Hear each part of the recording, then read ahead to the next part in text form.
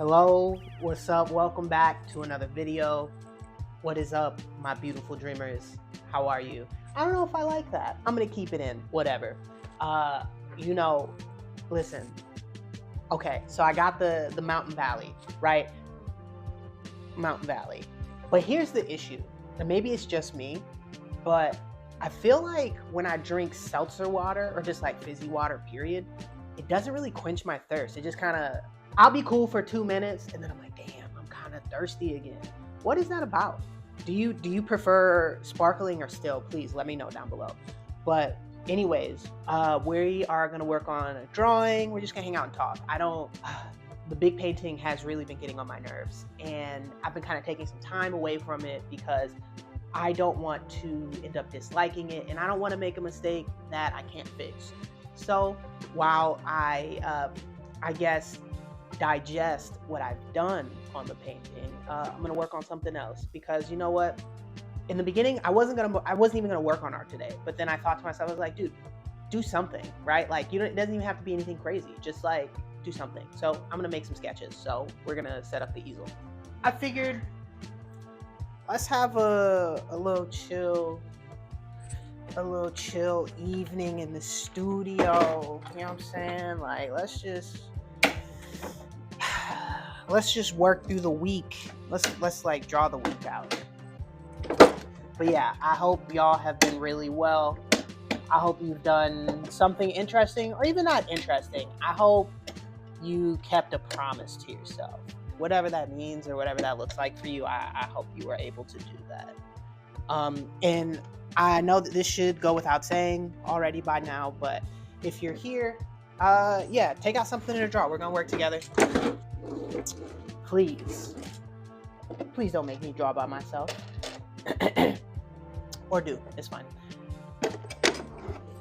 But my week has been interesting. I mean, you know, sometimes I feel like I have weeks where I'm in the Truman Show, or maybe Groundhog Day is more appropriate.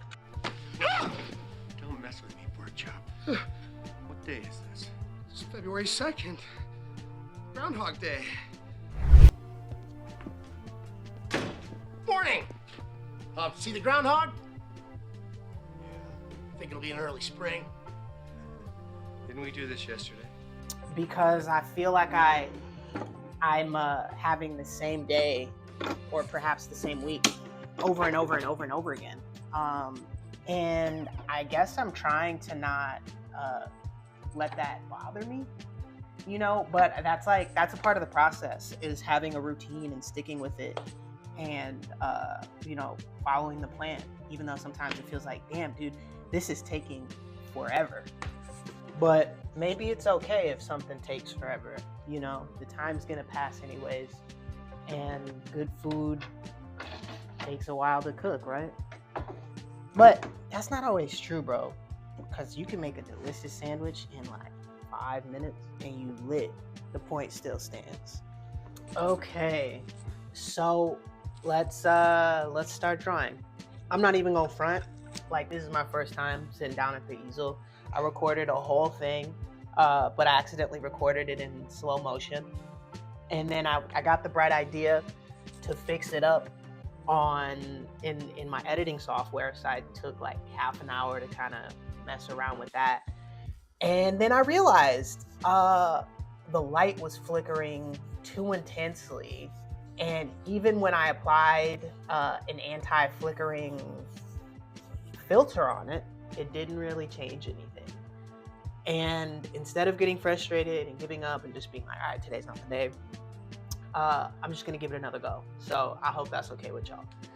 But basically, what I was talking about in my first clip was how I've become obsessed with the MoMA. And yes, I do have a membership, and I think I went two times this week. I'm trying to get that up to 3. I'm starting to find a certain comfort in being in this place where all of these artists that I look up to are, you know, and if I can sort of build into my my habit, or my daily habits or weekly habits, I should say, of just going to the museum when I have nothing else going on and just sketching. And so I did that this week, and I'm getting better at not caring if people watch me draw, but it still is a great source of anxiety. And I don't really know what that's about. Well, I know exactly what it's about. It's like, dude, don't look at me. Look at the people who are better than me on the walls. But it's like some kind of spectacle for people to watch you make art. It's like slightly annoying, but it is what it is. But yeah, so in terms of my frustration of having like lost, I don't know, half an hour of footage, I'm justifying it in my mind by saying, okay, now you have more time to draw. So that's what we're gonna do. Let me try something different. But yeah, so I just want to be, honestly, between you and me, I just want to be better. And I feel like every day I look for ways I can do that. But sometimes I feel like I get anxiety from realizing like, yo, dude, there's not really an end to this. And what I mean by that is there's no final level if you don't want there to be. It's like 10,000 hours exist, sure, but the real deal is, you're always going to be learning. I botched the hat, but that's cool. You're always going to be learning. And once you hit 10,000 hours, there's another 10,000 hours to go. And so I'm trying to get comfortable. Yeah, I was trying to do something a little more abstract, and that's all right. I'll make another one. But yeah, I'm trying to get comfortable with the idea that no matter how many hours I put in, or how many levels of mastery I achieve, there's going to be another level. And so just sort of getting comfortable being a student and acknowledging that I'm going to be a student for the rest of my life. As I've been reading my History of Impressionism book, which, by the way, y'all, I will be doing like recaps of the chapters for that book, but it's taking me a little longer to make videos for that because I'm having to reread the chapters, and I don't want to say make a script, but I'm having to be a little more thoughtful. Not to say I'm not thoughtful when I do these videos, but if I'm sharing information with people, I want to make sure I'm giving people accurate information so they're actually learning something. Because though I feel like these videos provide value, like by these videos I mean the ones I'm doing right now, but I love reading and I love sharing what I read with other people. And eventually I want to start a book club with y'all, so let me know if that's something you guys would be interested in doing. But yeah, as I've been reading, I've been learning more about how different artists of Paris in the early 1800s and even like later, closer to like the 1900s, how different artistic movements happen.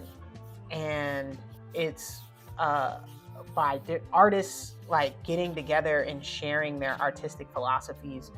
And it's not about them like specifically making an agreement to make art in a certain style. I think it's just, it's natural. It comes from people sharing ideas, and it like seeps into the work.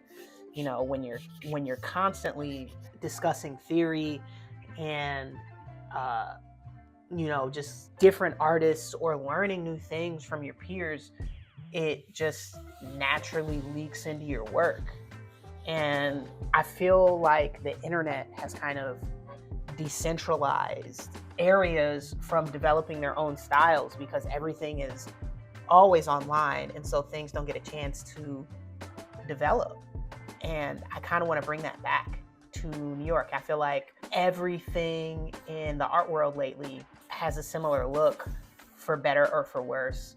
And I think it would benefit New York to sort of have a renaissance of artists that are changing how how people think about art and how they approach their practice. Because I know for me, I came to New York so I could experience the broad culture, or I guess the large amount of cultures that you touch in a day. This guy is stupid. And so, I want to find a way to, sort of bridge the gap between, these really bright cultures that we encounter on the daily here, and sort of bring some individuality back into the art world. Because I feel like people right now are trying to sell stuff, and that's great, right? Like, that's the goal, is to make stuff you can sell, make a living. But I think what's even more important, developing a sense of self and not following trends, because when you follow trends, art doesn't really grow. And I've been having conversations with some of my friends, like, what does the next phase of art look like? How do we have another major breakthrough in how people think about art? And, truthfully, how do we piss off critics? What does that look like for us? But, I don't have the answers now. All I know is I'm just drawing. And I'm just trying to do this without criticizing myself too much, or, I'm just kind of treating these little drawings like journal entries. And I was thinking, actually, once I make this next drawing, I kind of want to do a little watercolor to kind of like end my night. So I hope that's okay with y'all. But New York is an excellent city for character development, and especially if you're like a creative of any kind, it helps you to learn more about yourself, and to just like, there's this, I feel like all I do is talk about these books. Sorry, y'all. But I was reading, and Cezanne, who's one of my favorite artists, because he's the father of Cubism, or I guess the grandfather of Cubism. But he was saying how, anytime he got rejected by the salon in Paris, it made him happy, because that meant he was an individual and he didn't look like anyone else. And that's something I'd like to adopt into my way of thinking, because anytime I get a rejection letter, it bums me out, and we all want to think we're special, because we all are special, getting a rejection letter just makes you feel like, oh, maybe I'm not as special as I thought I was, or like, why can't people see what I see? But it's not about that, right? It's about staying committed to the process and the journey, and not letting things get you down, because that's a part of the journey, is being told no so many times that you almost want to give up, because it makes winning sweeter. Or so I'm told. I'll let you know when I find out. But in the meantime, it's your job to stay focused and to develop yourself and your art and your philosophy about life. And so that's what I'm trying to do. I think I'm done drawing. Okay. Don't judge me. These flowers are very sad. A lot of them died, so I have like 6 flowers left in this vase. One second, you'll see. Yo, I can hear y'all now. Okay, look, listen. Do not judge my flowers, okay? And I'm only gonna do these ones, but don't judge my flowers, okay? I was supposed to actually do an oil painting of these earlier this week, but time just kind of got away from me, if we're being honest. But quick little drawing. We don't care. Not that we don't care, but we got these purple flowers here.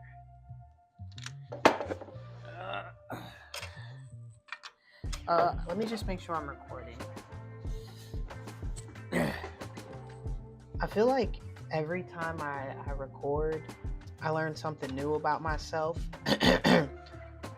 or I learn a little bit more about patience. And I'm so thankful that I have this hobby to ground me, because sometimes I feel like, sometimes I just kind of feel like I'm floating out here, and it happens to me often when I'm, in the middle of a goal. Is I think I just end up so focused that I get tunnel vision and I can't see the forest from the trees, so to speak. And it kind of, for better or for worse, it takes over everything I do. Recording, one, helps me to sort of remember my days more. On the days I do record, I feel like I'm very intentional with my thoughts, and so I think, I sit more with my thoughts than I normally would. So I'm grateful I have this. Very grateful I have this. I feel like color's off, but whatever, who cares? Just kind of. So I was thinking about what I was gonna do for dinner, and then I realized, like, oh yeah, bro, I got tamales in the freezer, and that is one of my absolute favorite Hispanic dishes. Mexican, bro. I love Mexican food, but tamales are like top tier for me. Tamales. I would love to know what your favorite type of cuisine is. Let me know down in the comments below, because I also love Peruvian, bro. I just love Spanish. They just do it right, bro. No cap, they do it right. This is such a hard purple to get. Let me go get my fan so I can take care of this and dry it faster. Hold on, y'all. Blueberry break. A little quick. You know what I mean? There has genuinely never been a better fruit ever created. For now. Alright, let's see. I think a lot about the gift of being overlooked. And sometimes you wonder, is it a gift? You know what? 1 second. I have gouache that I never use, and I just want to use more mediums. And, there's nothing wrong using paint. I also love how it just gets wet again, bro. Yeah, that's great. But yeah, I think a lot about, is it a gift to be overlooked? And, do you take it personally when you feel like people aren't seeing you, And maybe it's a bad habit of mine, but I take it personally. That's all I needed. That's all I needed for him to do that, and it became personal with me. Just trying to do better at, I'm trying to do better at accepting where I'm at. You know what I mean? Because sometimes that can be really hard. Sometimes you don't want to do that. It's like, who wants to... I can kind of make a painting. Okay, guys. So I think I just had an idea, and I want to wrap this up because I want to test it out off camera. Give me 1 second. Let me kind of like rearrange some things. Those flowers are super sad. But so like sometimes when you're working on something and you get an idea to do something else. I don't know if it's gonna work, but I do want to work on it before I record it, just to feel it out. But with that being said, I just want to say thank you for kicking it with me and just like listening to me ramble and listening to my thoughts. I always appreciate it when you guys hang out with me. I don't take it for granted. I love doing this. This is like really fun to me, and I always look forward to making new videos. But with that being said, I want to say thank you for hanging out with me today, yesterday, and tomorrow. I'll see you soon. I'm not sure when. I hope to record tomorrow. We'll see. I need to go pick up some paint, and I kind of want to use my Sunday to relax. So I don't know. We'll see where that goes. But anyways, thank you so much for hanging out. Peace. you.